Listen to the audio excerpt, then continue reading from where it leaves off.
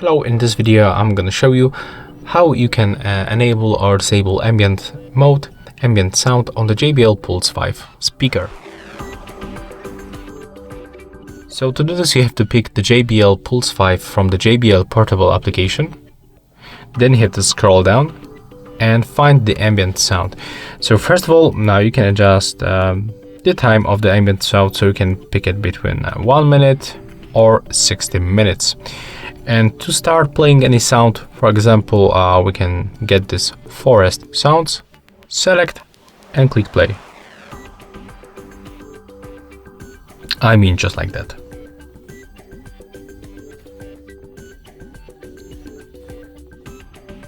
You can also activate multiple ambient sounds. And to stop it, just click right here. To turn off, unselect them. And that's all for this video. Hope you like it.